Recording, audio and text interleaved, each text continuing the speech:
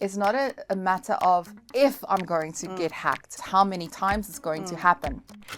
Cyber threats aren't just IT problems, they're boardroom priorities. Every business is now a tech business, and staying ahead means building resilience into every layer of your organization. Coming up, a technology subcommittee of the board, because they've realized the core business is technology. And I often get this question, how do board members educate themselves? So we're seeing a movement around the role of the board from a fiduciary perspective around how do you think about technology? It's quite big. I mean, geopolitics is becoming a huge conversation. Tech nationalism, there's the data sovereignty, digital sovereignty, all of these discussions. Then the CISOs, Chief Information Security Officers, I'm never going to put up my hand for that position. Sometimes the CISO is not able to articulate what business risk they're solving for. So they're starting to build their own infrastructure, starting to build their own data centers, starting to really bring stuff closer home. One of the most stressed people within organizations now are probably your chief technology officers. Interesting, when there's a cyber incident, the two most forgotten stakeholders are the employees and the board of directors.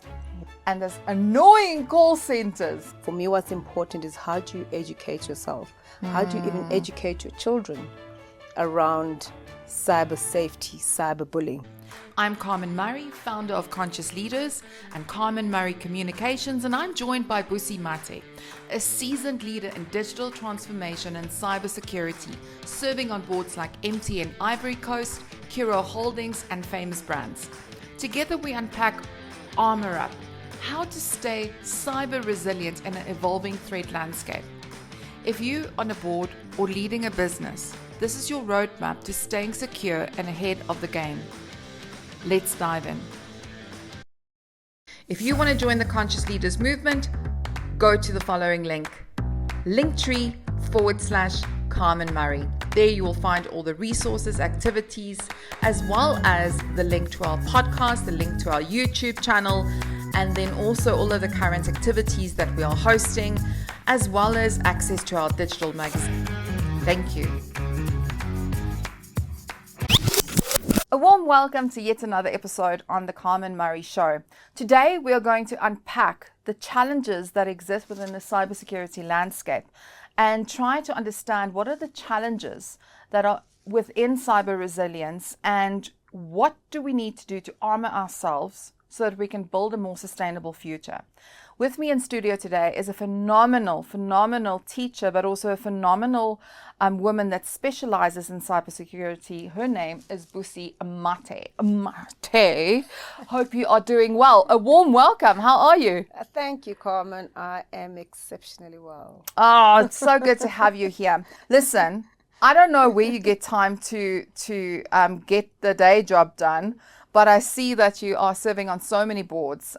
So you are an independent non-executive director for MTN, for Curro Holdings, also for Discovery Health Medical Scheme, and now famous brands. Plus you run your own consultancy. I mean, like, what goes on in your life on a day-to-day basis?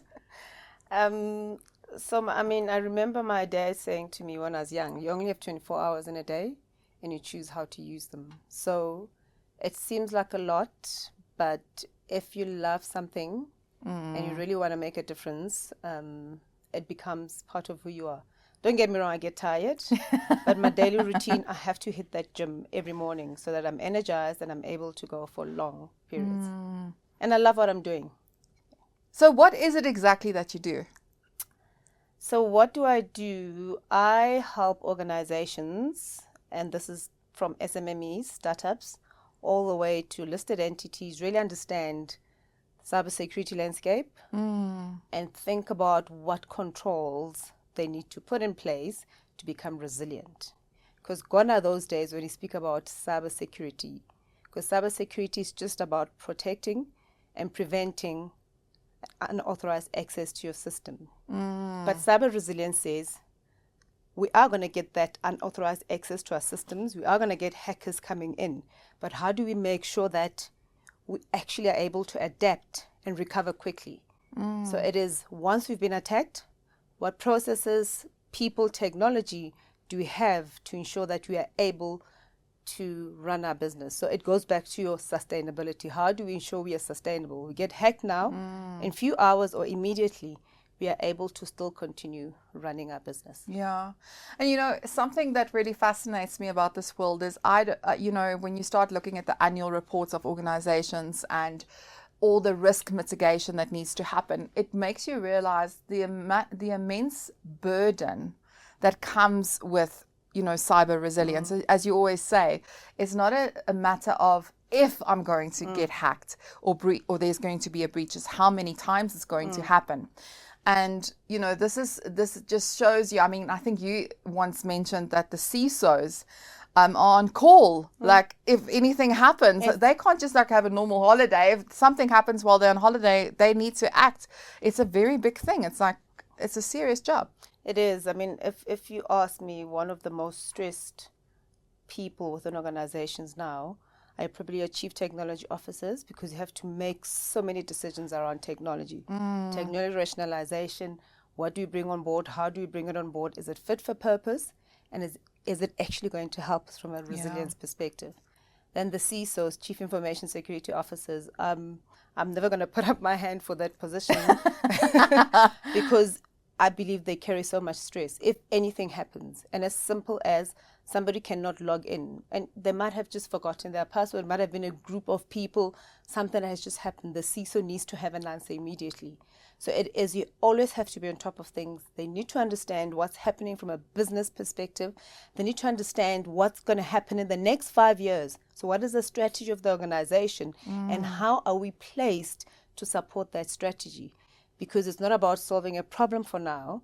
Resilience is about solving a problem for the future. So I think CISOs are under immense stress, and that's why for me it's really important for them to start sitting at the right tables where decisions are being made, and where those decisions are being made, they're able to influence what that would mean from a security perspective. I really love that. I think I want to circle back, almost going back into this world of cyber threats.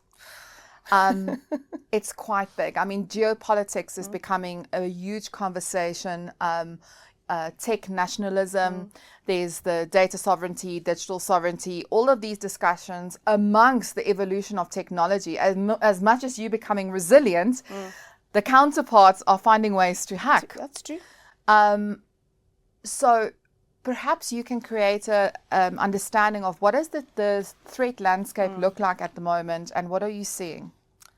So, Carmen, I think you're spot on. What you've mentioned, geopolitical threats, and if you think about the number of elections that are taking place in 2024, some of the elections taking place in 2025, that really creates a different perspective around geopolitics. If you think about the East and the West and the wars that are happening, and how some of the tech is dependent or is done in those countries, the impact on technology, which is your second thing that you mentioned. So the third one around data sovereignty.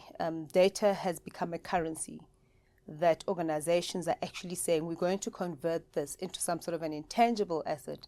So that I want to know my customer, I need to understand my customer, I need to be able to give Carmen what she needs. So your data has become important to organizations, and hackers have realized that. But when you talk about emerging technologies, I think one thing that really interests me is one important one that really sticks out around AI, because threat actors are now using AI to be more sophisticated. So they're now using AI. You can get somebody who actually doesn't even understand technology, who has never hacked before. They can go onto an AI platform and really start playing around, and they could actually start hacking organizations without even realizing it. So the threat landscape is really increasing, and it's changing at a rapid pace. But what I often get asked by organizations is, there are so many threats that are happening. Where do I start? And for me, that's what's important. I always say you always have to have a view of your threat landscape, but you can't protect everything.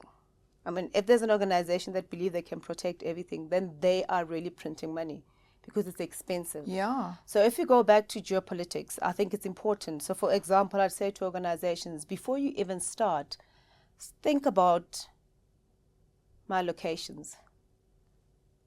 Think about the data you're processing and where is it? Where is it coming from?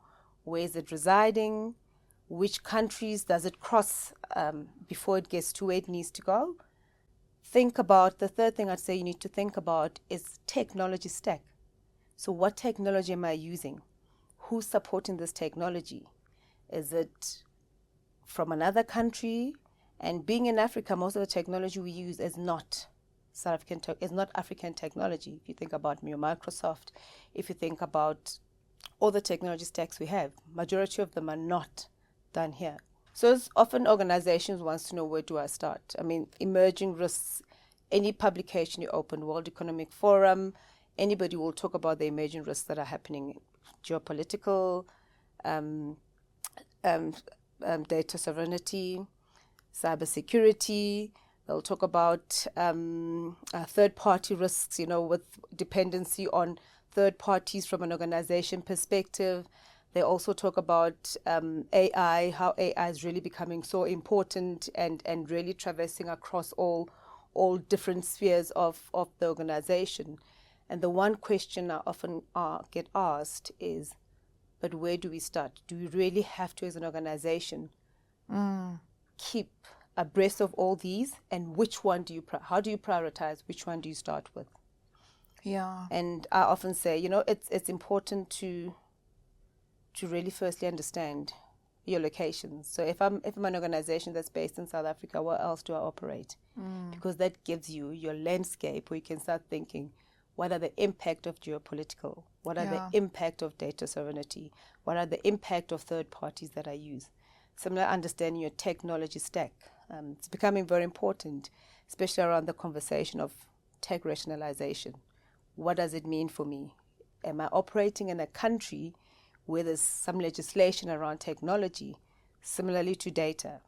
Do you understand where your data is sitting? What sort of data do you have? Because most hackers before they come, they want to know some people hack for fun. I think I've had this conversation. Yeah. But there are other reasons why a hacker would want to come to you. So you kind of need to understand, are they coming for my data because I have important or confidential data that they would want to get to? It's fascinating. In my mind, I'm trying to think, how would this work for a bank, for example? Banking is universal. Wherever you find yourself, you go and travel across the world, you swipe your card.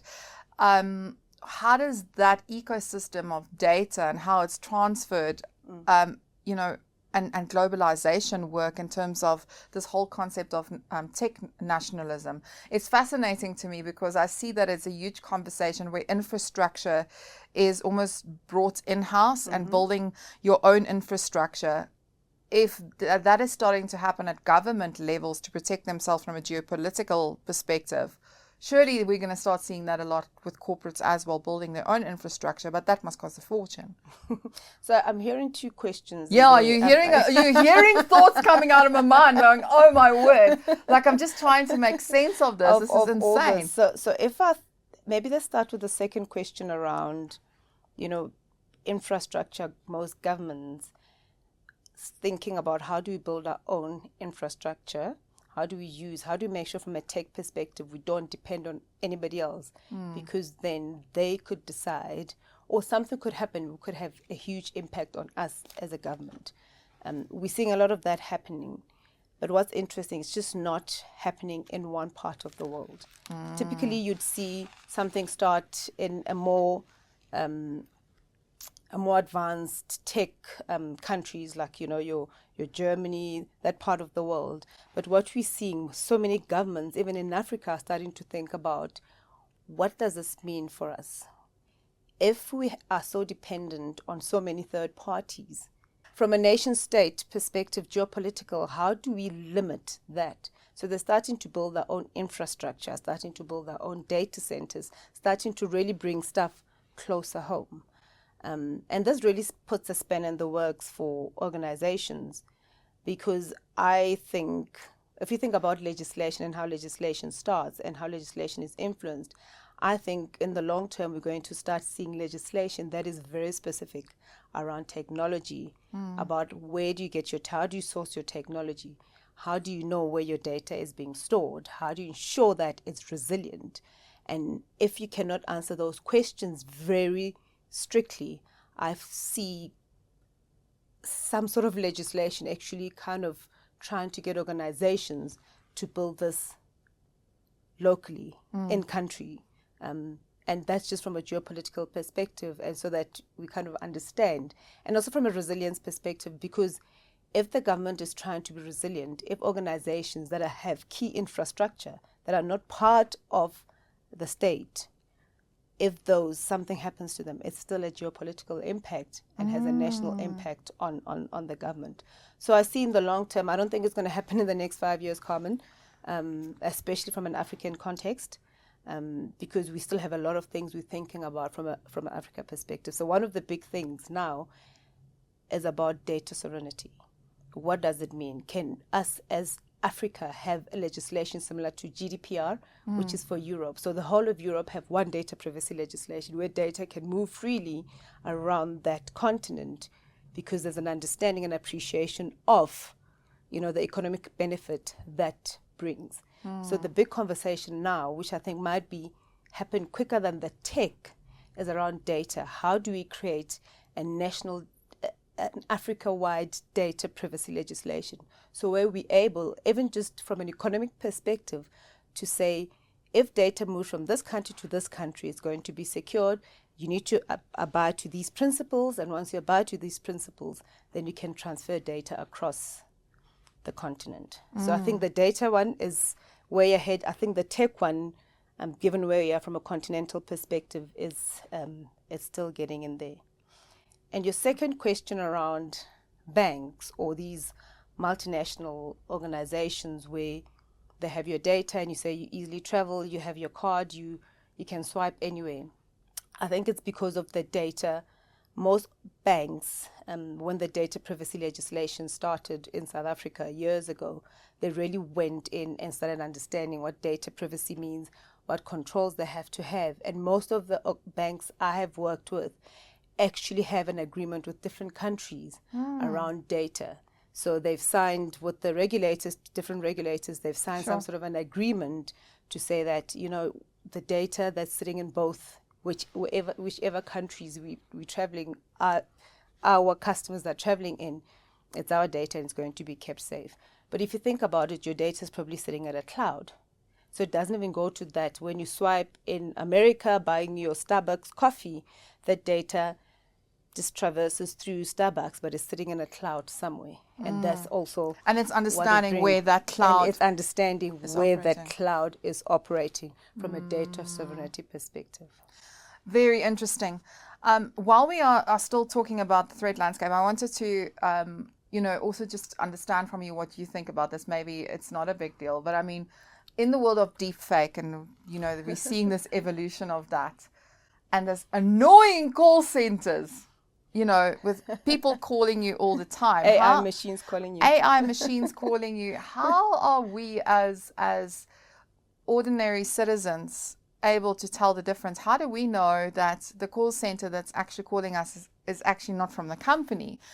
Are these practices of having call centers do we need to start rethinking what those models look like? Because, there's so many, like I probably on my day, I probably get 20 calls, and they're coming from cell phones. Companies are calling from cell phones. So now you don't know if it's somebody that's actually scamming you, but then also these auto-generated messages coming through. I mean, anybody can do that. It's so easy. And this WhatsApp hacking is becoming another big thing. And I suppose it's interesting to me because we all get impacted. It's not, cybersecurity and actually being conscious about how do I actually be more resilient, cyber resilient in my home, and how I engage with my emails. All of those things matter because that type of habits is also going to be implemented at work. So it's from boardroom to living room. We have to have these conversations. So two things. Yes, you're loading me, hey? I'm loading you, of course. Listen, when my mind goes, my pen is not working, so I'm just shooting at you. So the first one around how do you get to know whether, you're getting something from a call center, whether it's reputable, whether it is. I often say you're not going to know. And just because you have legislation that stipulates that, we have a Protection of Personal Information Act, and it says unless you've opted in to receive a call, that's why when you sign the forms you always say opt in or opt out. We have legislation that kind of says you cannot, that organization has to get your details directly from you unless you've opted to receive marketing content. But we know that doesn't work. So what I'm getting to is that legislation is not going to change people's behavior. So I often say then educate people.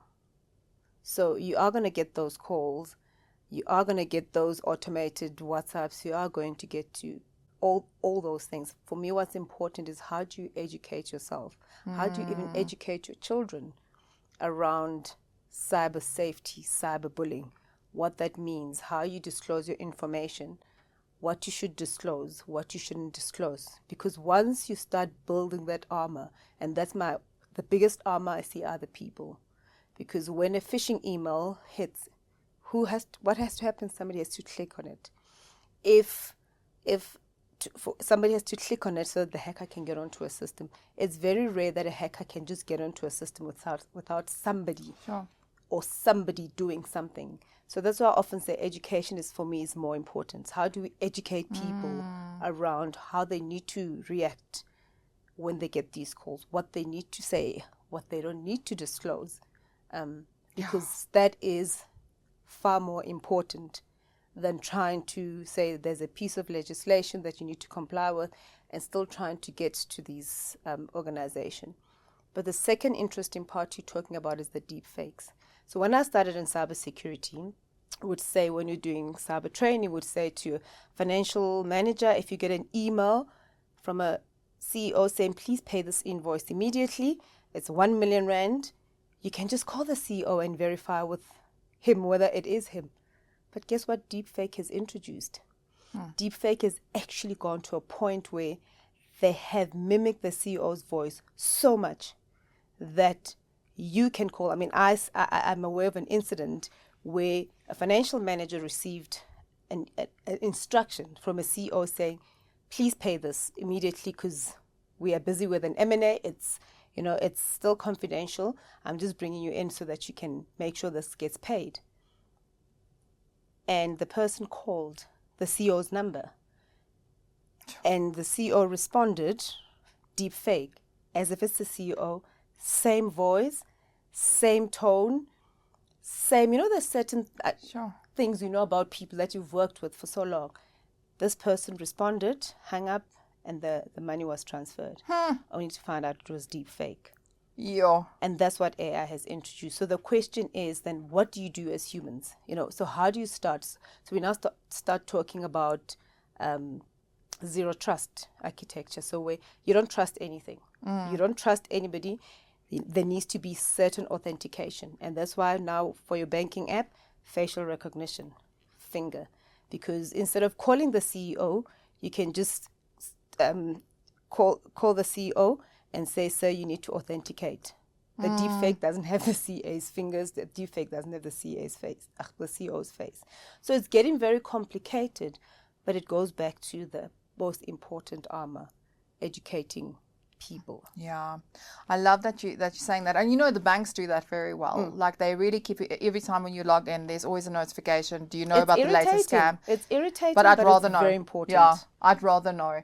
But I do sometimes wonder if other organizations couldn't put that into their armor as well, and how you engage with other various organizations to also alert you of scams or threats that they see, because you almost feel like you're in safe hands wherever you have your money, or with who you're transacting with, that they have your best interests at heart.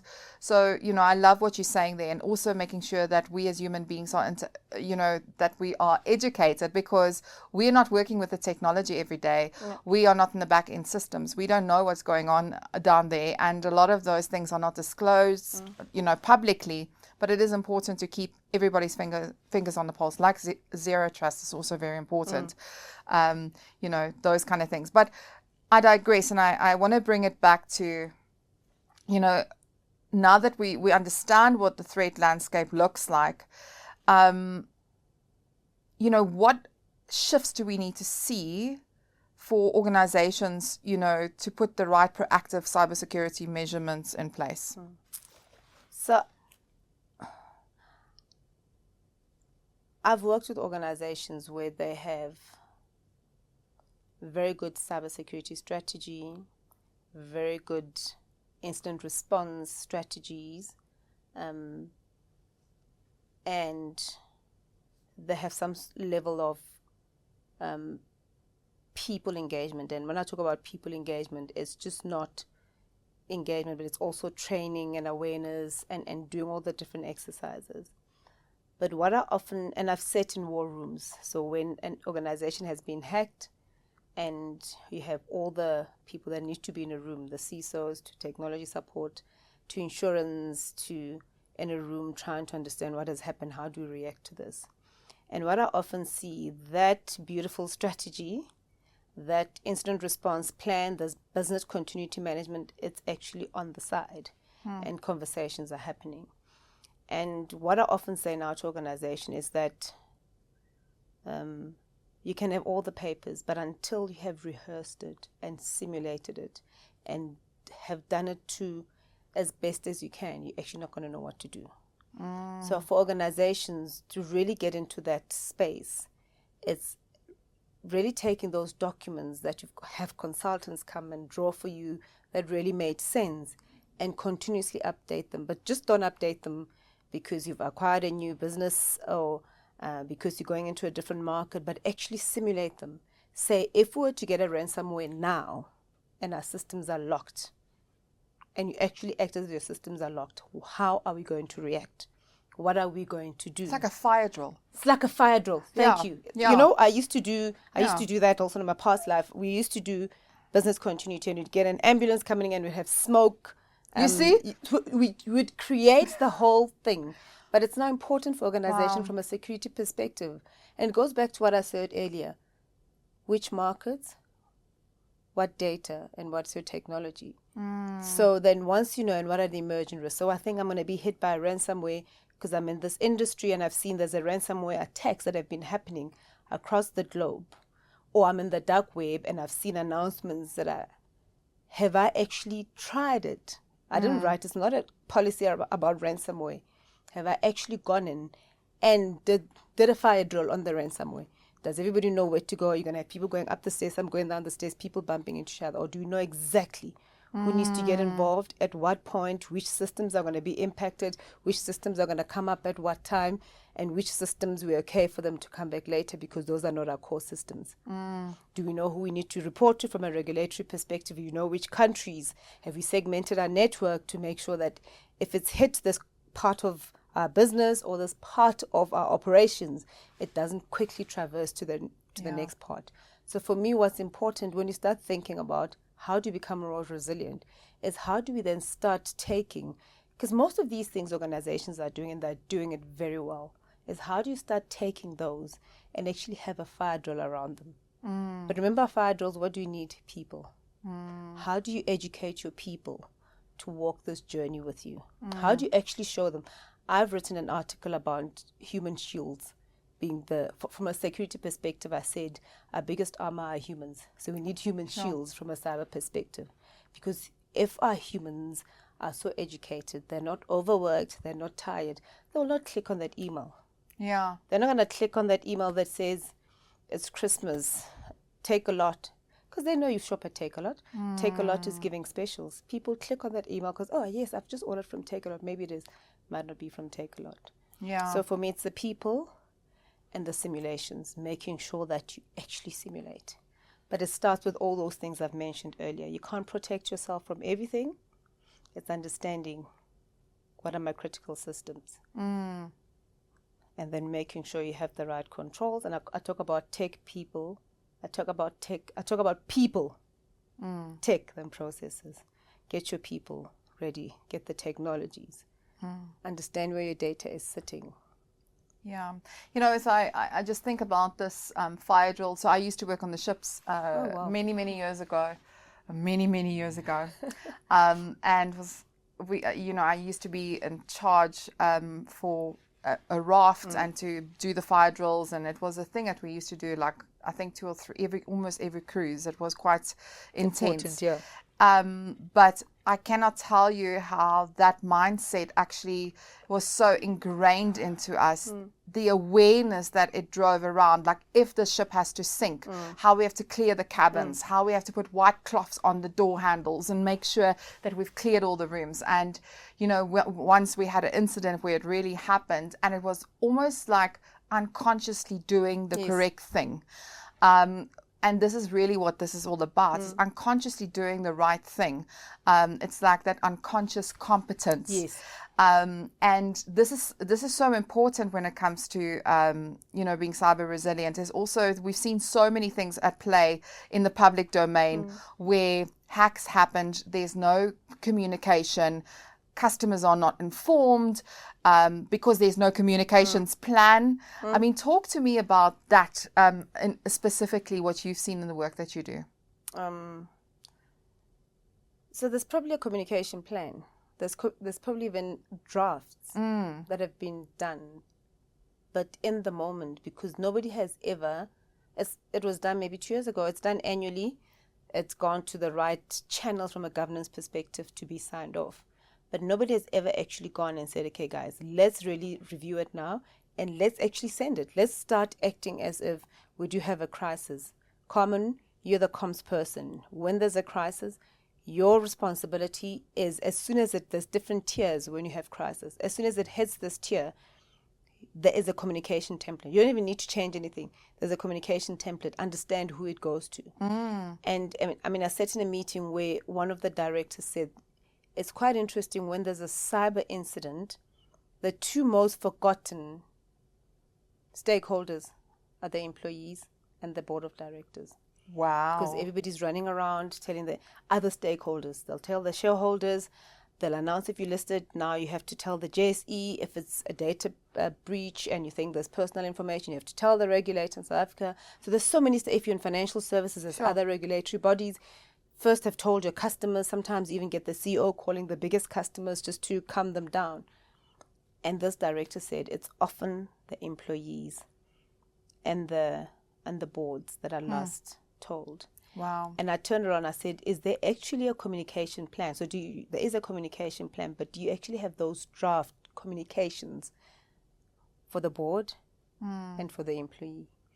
And that organization is a very big one. They actually realize that they actually have for suppliers, tech support, they have for all the different stakeholders, including shareholders, but they actually don't have the employees. And we've just said the employees are the heartbeat of the organization. Yeah, the human shield, the right? human shield. Sure. And the board are literally the biggest decision making. And I mean, if I just think about that, I mean, like, you would think that the employees would be the first to notify, because they are going to get, the call center is going to go manic, people are going to start calling, there's going to be so many questions, especially if it's a serious threat, It's interesting that.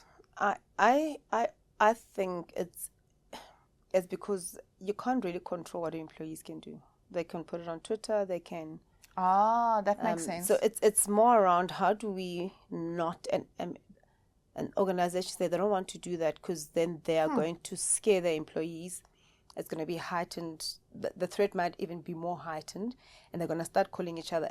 Can you get into your system? Can you? So there's different ways to look at this, but I often say it's what and how you communicate. Yeah. Sometimes it's just informing them. This is what has happened. We believe we cannot access We've received this threat. We are busy dealing with it. We just want to make you aware so that if you go into social media and this is out, please do not comment. You know the company policy. As simple as that.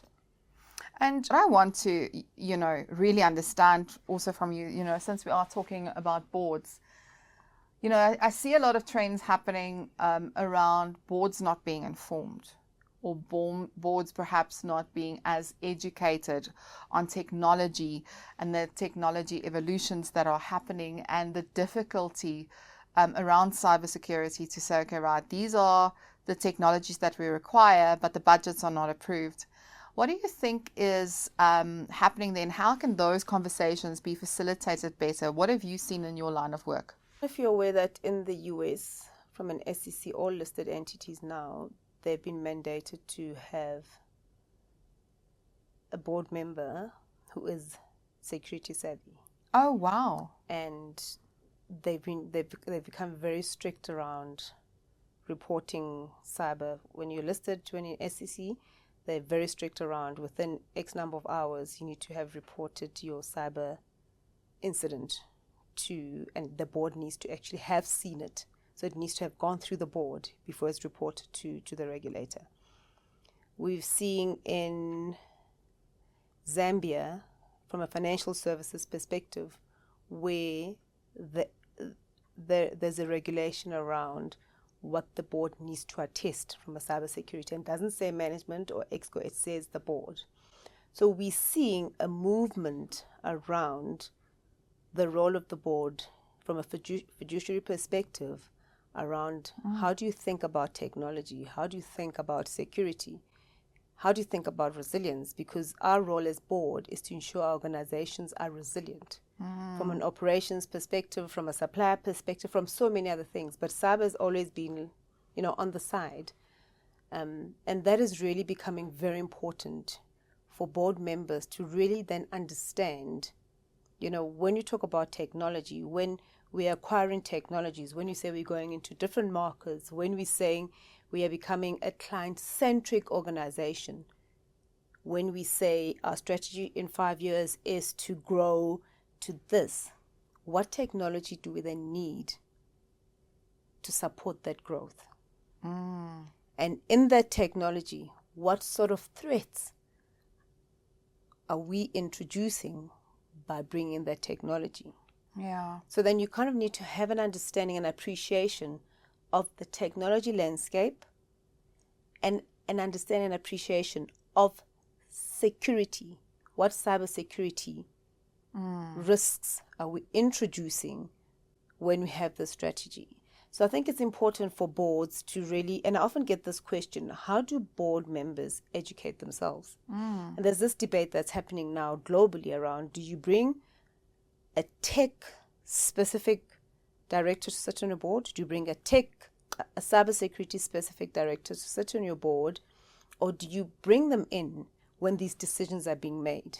So do you then have an external director that you opt in to the board when these decisions are being made? And how I answer that question, I says it depends. It's important to understand. I often say start with your business strategy, then it goes to your technology strategy, then it actually needs to be supported by a cyber strategy. Because if you want to grow in 5 years into these markets, in acquisitions, what's the biggest thing that you need? Technology. Because we don't run around anymore now with bags. We actually need technology to support it. But then you need security. So I often say to organizations, it's important when you look at your strategy to say how much growth is in that strategy. How much of it would the core of it be dependent on technology? If the core is dependent on technology, then you actually need to start thinking, how do we educate our board members around technology? Or do we really need to get a technology specialist who sits on the board, who advises us as we make this decision, who's able to challenge the chief technology officer when they present something, who's able to say to the CISO when they present something that's very technical, can you just tone it down and tell us what the business risk is? With this technology, can you just tell us what the business risk is? Because our role is to ensure that our business is resilient. So I often say it really depends on the size of the organization, the strategy of the organization.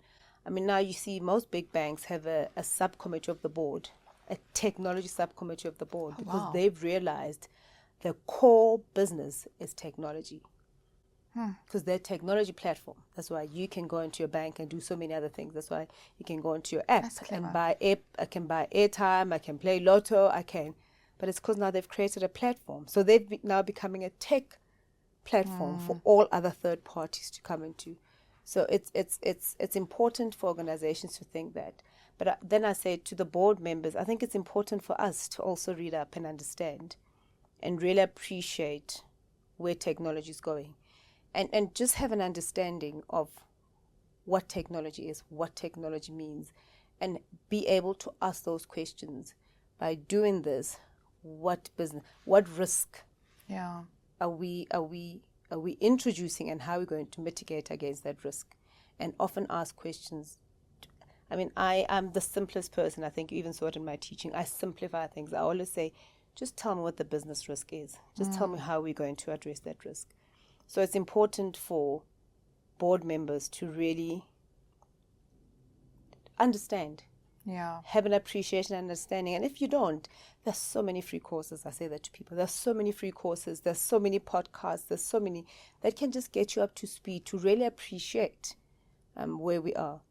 Yeah, it's fascinating listening to you. And in the back of my mind, I'm thinking about, you know how often with insurance, it's like a grudge purchase, right? You get insurance in the likelihood that you're going to have an accident, but you're not sure if you're going to have an accident. You pay the premium for 20 years and then, you've wasted all that money, and then you stop your insurance and then you have an accident. Murphy's Law. The interesting thing from a marketing perspective that I've always learned is, when you look across your buyer's journey in that regard, it's a fear-based transaction. Sometimes wonder if there's also that grudge purchase, like what's the ROI of this problem?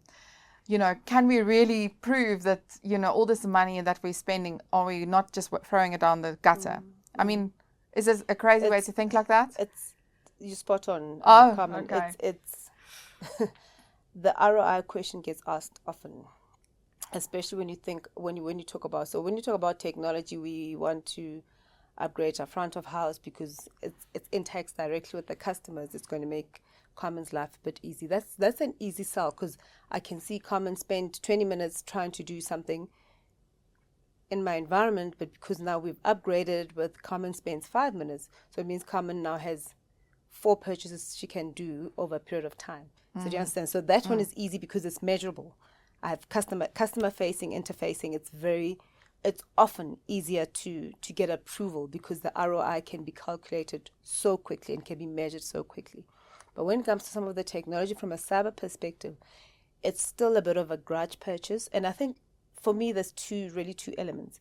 The first element is that sometimes the CISO is not able to articulate what business risk they're solving for and how solving for that business risk is going to impact the bottom line. Because everything's about the bottom line. So it's CISOs not really being able to understand and link it to a business objective, to a business risk, and saying, this is where the risk is in a number of years, in 2 or 3 years' time, because that's technology takes a while to be embedded, to get the right people and the right processes. This is what the ROI is. So I think that's where some of the problem, and I think majority of it might come from that. The second part is that if an organization hasn't suffered a breach that they know of, remember we said they are aware of, that they know of, or that has cost them something, there's always this reluctancy, like do I really have to have medical aid? I've never really been sick. I've been so healthy. A car insurance, do I really have to? So I think it's in both those ways. And I often say, to merge this, you actually need to get the CISO sitting in that room that I spoke about early. Sitting, when there's these boss parades, CISOs must be sitting there when there's conversations around where the organizations is going, because then that will spark, because he's really hearing what's over and above what's written on the strategy. He's actually hearing the conversation that will make it to that 20-page strategy. And he can be able to articulate his strategy linked to not just that 20 piece, but to also the culture and the conversation that took place in there. The second part, until we have some sort of legislation that really enforces organizations to report a breach, whether it was an attempted breach or an actual breach, then you won't see the numbers. I mean, if you pick up any publication by most of the tech vendors, they often say a number of ransomware in South Africa was 60% of organizations suffered. And you're like, but living in this country, I don't hear it. I don't see it in the news. I don't see it because I follow quite a lot of regulators and some bodies. But it's because there isn't legislation to report. So I think as board members, we actually need to start getting that data, subscribing to all these things. So you start understanding the landscape, not based on, that our organization, but really based on what is being reported, the research that's been done. That is not anywhere else because we have no legislation in country. Sure, it's a tough conundrum, hey? It is very tough because you're constantly balancing. And if you think about the impact COVID had on businesses, they're still trying to pick up from some COVID, still say when they report their results, pre-COVID, post-COVID, this is how we're looking like. But I think it's important to really try get that balance. But I often say it needs to start. Listen, if as a board member, what's important for us is whatever's being presented needs to be linked to our business strategy and objectives and show us how it's going to improve our bottom line. Yeah. So imagine you take that as a CISO, you start your story with that. Yeah. How do you think the conversations will change in the boardroom? It's so fascinating, and one assumes like all the stakeholders are talking with one another, and then when you talk about these issues where the key stakeholders are perhaps not present, right? And when these strategies are put together, just shows the importance of stakeholder collaboration in order to mitigate some of these risks.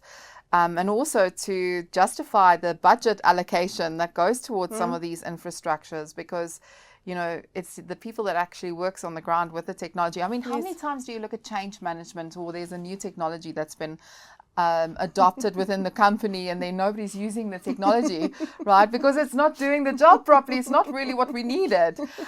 It's like, it's so fascinating to me, and why communication is also so important. I think that is to me ultimately the critical skill, and as you say, human shields. Like it's taking people with you on the journey, and I mean, I've worked in organizations where they've invested so much on the technology because it's going to get people to be more efficient, but they still download and go work in Excel because they just said this technology is just so cumbersome. I don't really understand it. But imagine if you had taken, like you say, if you had taken the people with you on the journey from the beginning and asked them actually, what do you need? What is making your job hard?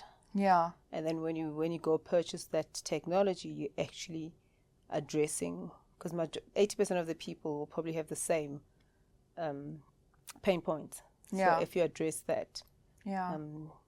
I mean, like we see this a lot also within customer experiences, like the tech stack integrations, right? Many times where technologies are purchased but that can't integrate properly into other systems. And, once you realize that and you need to adapt and move into a new technology, you have to start all over again. Yeah. It's such an expensive exercise. And I guess that's why most boards would then, when it comes to technology spend, there's always that question about the ROI. It's because in my jobs, most of our jobs, we've experienced and we've seen it, and we're part of a tech that was bought with the latest whistles and bells, but actually nobody used it. Yeah. And that's why linking it to the strategy. That's it. That is the key. So bringing all of this together, going into the future and the trajectory that you are seeing within the threat landscape, and for companies to really get their armor together to be more cyber resilient, what would your parting thoughts be and advice of what they need in their toolbox? Sure. You need quite a lot in your toolbox. 1, 2, 3, 4. And make sure it's still strong, hey? Because sometimes you can't have that hammer that is so outdated and rusted. Just like coming back to. So I'd say you need to get your people's buy-in, and you need a culture that really understands and appreciates cybersecurity and cyber resilience. Actually, a culture that appreciates resilience and link resilience to their resilience, to what that means. So have people that want to be part of an organization that's solving for something bigger than them.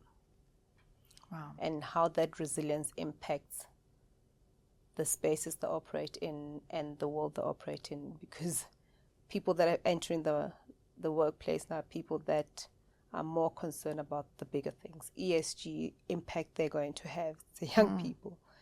And it's show them, use resilience, the topic of resilience, including cyber resilience, to show them what that would mean for them and for the world. Yeah, I love that.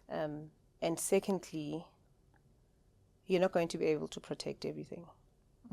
What are your crown jewels? What are those? I love that. What are those assets that you have now that you're going to integrate in the future? The technology stack that you're going to bring. What does it look like now? And how do you start making sure you're actually protecting that now? Thirdly, I've never met an organization that doesn't have third parties. Everybody is working with somebody, whether it's somebody who comes to do your aircon, they have access to your network. Yep. Whether it's somebody who comes to clear your printer, they have access to your network. Supply chain risks. Supply chain risks, and not the immediate one. Those suppliers have another supplier. So now we're talking about second, third, fourth party suppliers. So have an appreciation and understanding of how that landscape looks like. And from a risk perspective, start looking after those. Yeah. There's a lot to do, but I think if you can start working on these three, and I mean, often linked to the business strategy, I think we can start seeing a little bit more resilience from a cyber perspective coming through. And remember what resilience means. Resilience means I have gone through a cyber attack, I've gone through a cyber incident, but how quickly do I recover? So it doesn't mean you are protecting yourself, you're never going to be hit. It means when I'm hit, when vulnerabilities have been exploited, how quickly can these three help me get back to running my business? I love that. And I think one of the things I also learned from you was the whole economic impact, how systems can be down for weeks, and what that economic impact can be. So resilience is so important in this landscape. Listen, I learned so much from you again, and thank you so much for being so open and sharing your wisdom with us for free. Thank you. It has been absolutely awesome. I really enjoyed that, and thank you so much. I must say, there's a part of technology that always switches me on. I find it so fascinating. I don't know why I like it so much. Maybe it's because I got 6 in my numbers. 6 in my numbers. It's a technology number, numerology. Bye-bye now.